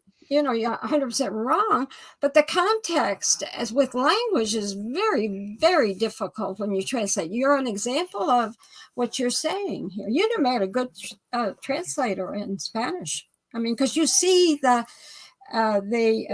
these issues with this. I don't even know how to talk about it. I'm not good at translating. I have a tongue that only speaks English, and it's New York English. But but I do have I recognize that I have a paper that one translator in the French Bethel. I should discuss that one time here, read it. And what a remarkable paper that he wrote on how that they were trying to get the verse to agree with the doctrine. It was about that, and how they were being told they had to do it. They had to do something that the translators didn't want to do that. The one in Puerto Rico, Q-Lands, the Q-Lands, they were in translating, and they came up with Nestor and who were the friends of France and got this fellowship in that mess. Well, they're very interesting to talk to about this translating and the Watchtower, because they wanted to do it right, but even Ray France, he did not do some of this right, and consequently we got this business on the child abuse issue on going to the elders instead of going They're going to the to the police. Hey, police. Barbara, this is Rick Farron at the Six Screens. Where You really, finally woke up, Rick. You finally no, woke up. we have other programs too. But There you go. I We got were people. waiting on you. I know. Well, we got people. They're calling me and they're wondering that they'd like to. So I'd like to keep this open for about another 10 minutes. Or so. Sure. We're No, hold willing. on, hold on. Let me say what I'm going to say here. So, anyways, what we're going to do is people want to talk. They want to ask questions. So let's just take 10, 15 minutes the most now. Can you do that for me? Yeah, And people Ephraim's wanna- going to answer the questions. Okay. So we're gonna take some questions from people who want to call in. So I'm just gonna get us off of what they call lecture mode. Just give us a second. You'll hear some things going on here. So open mute to open mode. Okay. So we're gonna go. Just all participants are unmuted. all right. Who'd like to say hello to? Well, we're gonna make sure that we mute everyone first. Just give us a second. All participants are muted, and you- they can unmute themselves. If you would like to say hello to Ephraim or Barbara Anderson, now's your chance to do it. Go ahead and hit *6. Did you hear something on here tonight that you liked? By all means, let's do that right now. Hit *6. They've had I've been listening here. It's very interesting what Ephraim has to say. So if you would like to ask a question to Ephraim or Barbara Anderson now, Ephraim, of course, comes from, he had a program on before Barbara, and he did a great job at the Spanish program. Now, Barbara and him have been discussing things. We're getting a lot of people. Right now, there's over 200 people listening in live. So if you'd like to say hello to Barbara or Ephraim, we just had a person just called me. They wanted to come in. Are you on with us? Go ahead. You're on with us. Go ahead from the UK. Hi, it's Steve here. Hello, guys. Nice program. Enjoyed it. It's not really a question. It's just a comment, really, to affirm what you said. I've been out of the Watchtower now since 2018. I was in for 40 odd years. I was almost born into it, really. And I learned more about the Watchtower since 2018 than I ever knew. And it's amazing to me, actually, because, it's incredible what I've found out and what I've learned. And I'm not just talking about the bad things. I'm talking about the procedures and things like this that used to go on that I knew nothing about until after I left. So, it was a bit of an eye-opener for me. And it's nice to know it wasn't just me. So when you said that tonight, it made me feel like I wasn't just the odd one out. Exactly. We basically we were on autopilot while we were inside the organization. We really pay attention after we leave. Yeah, good way to put it. Yeah, excellent. Thank you. Thank you. Yeah, thanks a lot. All right, we've got. Thank you very much, Steve from the UK. We got Oregon. Oregon, come on. Say hello to Ephraim and Barbara. 503. It looks like, I believe it's Oregon. I believe it is. Say hello to Barbara if you like. All right. Okay. Who would like to say hello? Hit *6. Oregon's on, but they're not responding. So why don't you hit *6? Come on and say hello to Barbara. I'll tell you what, you guys make a good team. I really, really do mean that. We do have a lot of people that have been listening in live and, of course, chatting as well.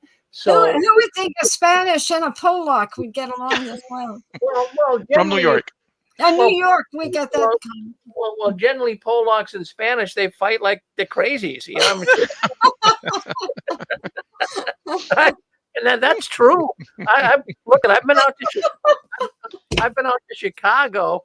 That's where my wife is from, and let me tell you something. There's a lot of Polish people. There's more Polish people in Chicago than in Poland. Than in what's the capital of Poland now? Well, I'm thinking Warwick, but it's not that. Well, what's the capital? Warsaw. Warsaw. Oh, right. Okay, so that's what it is. But there's more, and there's Mexican people out there, and I don't think they clash too good. But you guys are getting along good together. We have got the 603. Come on. 603, New Hampshire. Well, Hi. Yes, Kevin from New Hampshire. Yes, Kevin. I'm gonna ask, good. Except for the winds up here from the hurricane. Oh, Yeah. I want to ask Barbara Anderson. She was at Bethel, right? Yes. yeah. What is her? Maybe she's discussed this before, but what is her feeling on why Anthony Morris was kicked off the governing body? It's kind of a mystery what's going on with him. I think something's going to come out in the news probably eventually. Something's going to come out. But what is Barbara Anderson's? What is her? Barbara Anderson guesses about a lot of things, and so you know, I can guess from knowledge. Okay, from what I gather. Now, listen, this is not in concrete. It's not written there anywhere. I didn't have a vision. It's just that I was told that Morris was in circuit work before he was a governing body member. And circuit overseers deal with, in this past number of years, 20, 30 years, child abuse. Circuit overseers had to make the decisions with child abuse. They were your liaison between the service department. That circuit overseers work for the service department. So they have to constantly talk to the right desk. So if it's Oregon, they talk to the Oregon desk, the circuit overseer, about the problem that might have come up. And decisions had to be made on child abuse, legal decisions, ordinary decisions, because it wasn't addressed for years and years. And so when all of a sudden they were inundated with these cases and it was all coming out, the circuit overseers were talking to the service department. So so this is only reasonable. If he was in the circuit work, which I was told he was, in fact, I was told he was in 10 years. Please believe me, I was told that. I'm not saying that I know that for certainty. And see, this is a new group of governing body members. I didn't know any of them when I was associated. So at Bethel, and as the circuit overseer, he would have been involved in a mess. And there were plenty of them. One lady told me about a mess in her state, and she said Stephen Lett was involved. He was a circuit overseer, and a district overseer came to her congregation every 6 months checking up on him because there was so many child abuse cases by so many different abusers. And she had paperwork to prove it even. So because of the circumstance that other people weren't in. But so Barbie, really, in other words, you really you don't have any real inside information. No, but I'm telling you, it was Pennsylvania. Pennsylvania? Okay. He was the circuit overseer in Pennsylvania. And we had all these arrests in Pennsylvania. I can only put 2 and 2 together, and maybe I'm coming up with 5 or 6. I don't know. But all right. This is logical. Well, I'll go with Pennsylvania. That's a great answer. I'll go with Pennsylvania. We have South Carolina. South Carolina, you run with us. It looks like Martha from South Carolina. Go ahead, Martha. Hi. Can I ask you a question, Barbara? Sure. Where in Pennsylvania? Did you know the Steiners? I can't tell you the answer to that. Now, some people say that the answer to it, but I can't go with that because I don't know. But that one woman started speaking up a few weeks ago. She he was a violinist, and he claimed that he wrote some of the songs back in the 60s. Could be. Sam Steiner. That was his name. What was the name? Sam Steiner. No, I don't know this individual. You don't recall them. They were pioneers in Italy. Mm-hmm. But anyway, that's the people that drew my family into the Watchtower. Yeah. But when you have a circuit overseer gives advice, it could have been 100% wrong, and what came out of it could have been really a mess. And to have a governing body connected to a mess, just think about this. I'm not saying anything that is out of proportion to reality. It's a fact. And so they gave advice years ago. Everybody gave advice in this organization, and they were wrong. And so, well, I know Rick's getting ready for the studies program. Yeah. So, love you guys. I've enjoyed this show. Oh, great. That's nice. Well, we enjoyed doing it. Yeah, we're planning to set up a comedy team. And, well, it's a new format, and I guess we're going to, it's a little adjustment. You know what I'm saying? Well, thank you, Mia. Thank you very much. Thank you. Thank you. Let's take a look. We got time for another caller or two. Let's go. We do have. Go ahead. You're on with us, sir. I believe it's anonymous, but go ahead. Let's see. Go ahead. Yeah, can I say what I thought about when I heard him talk how Spanish people was treated differently? I thought of Mexico brothers and the brothers in Malawi. I mean, that really, me too.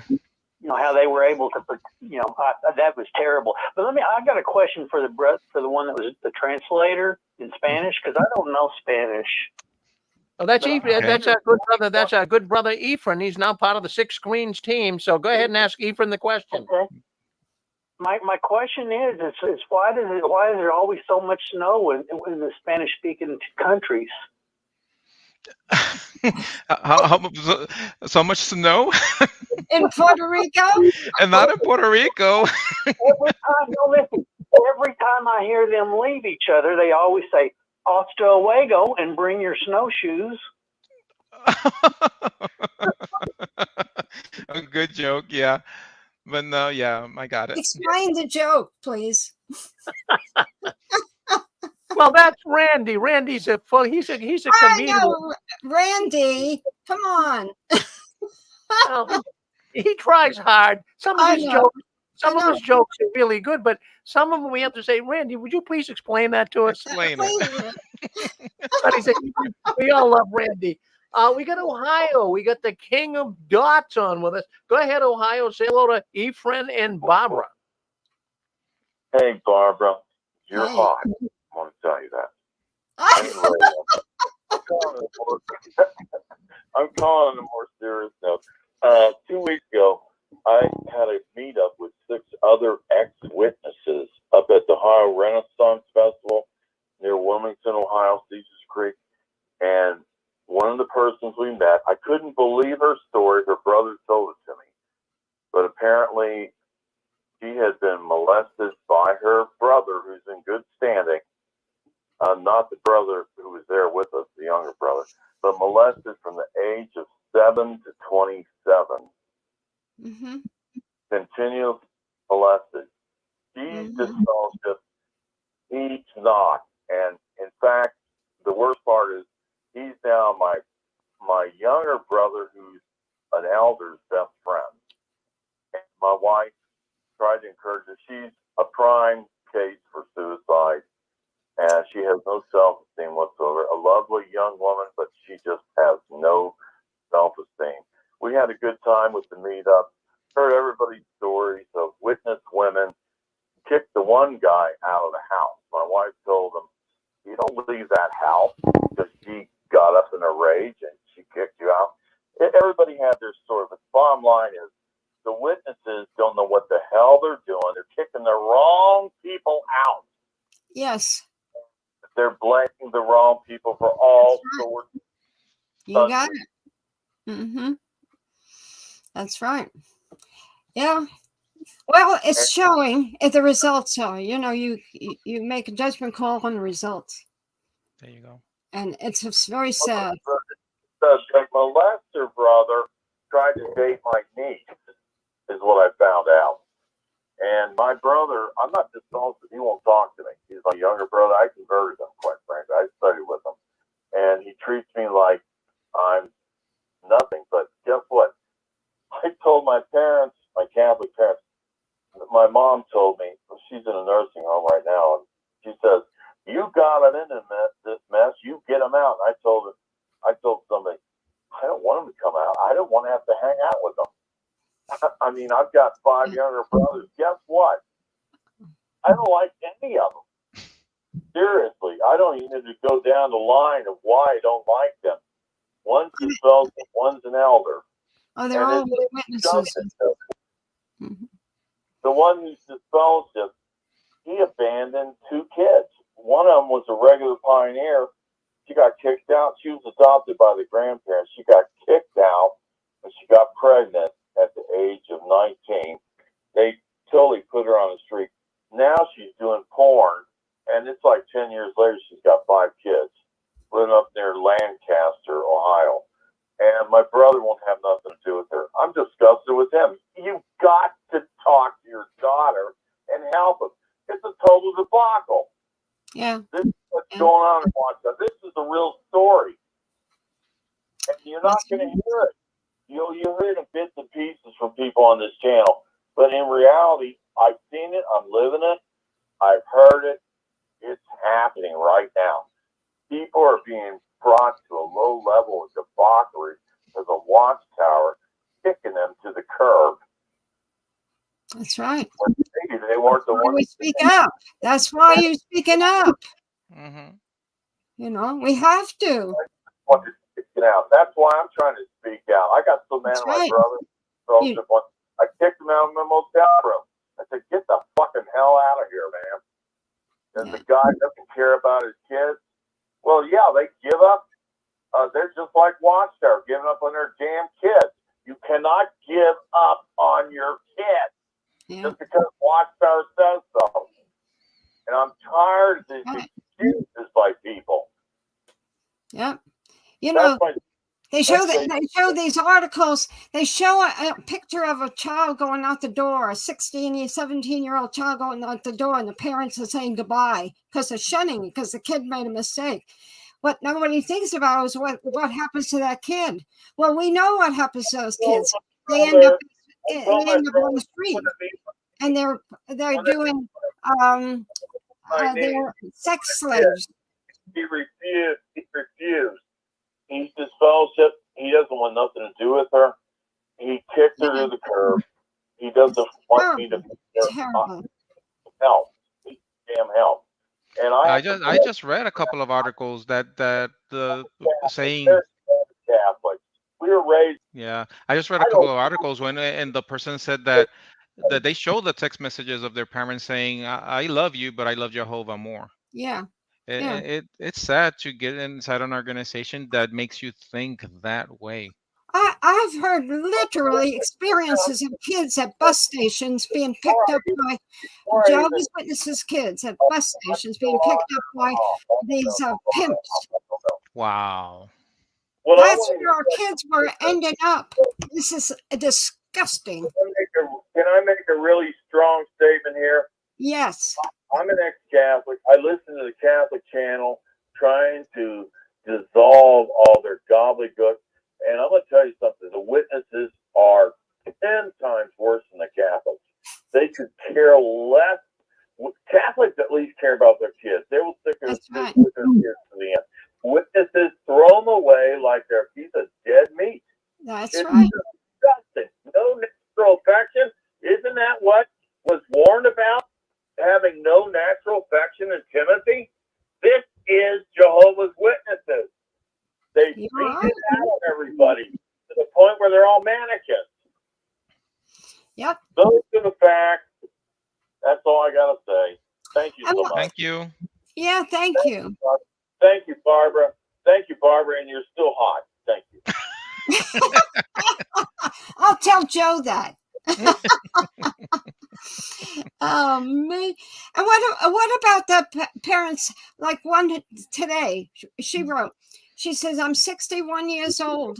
My children won't speak to me. I left the organization. I have nobody." She said, "What's happening to me?" Yeah, her kids threw her away because she left the organization. So it's the other way around too. Old people are left with nobody because they're seeing the light and they're 80 years old, and so their kids are we got one that shuns us, but we're not helpless. but many people are, women especially, whose husbands are dead. And they got their kids are shunning them because they don't want. I have 2 conversations this week with women who are older, and they have nobody. It is pathetic. And this organization, they can go to a human rights conference and act like they're holier than thou. No. So that's a subject I am hot on. That's where I'm hot. Well, anyways, what we're going to do, I think we're going to end the program. You guys really work well together. People love you. I'm getting all kinds. I get people calling me. I get emails coming in. So they really do. We work at this, Rick. We work. Well, you do. You guys are doing a good job. So I'm proud of you. And well, we're looking forward to Ephraim coming on again in 2 weeks. And then maybe he'll join you in your broadcast as well, Barbara. But you're doing great, both of you. Keep up the good work. Keep waving that flag of victory. So what we'll do, Ephraim, and I want you all to know your name is Ephraim Spanish. I'm Basha. Basha. There you go.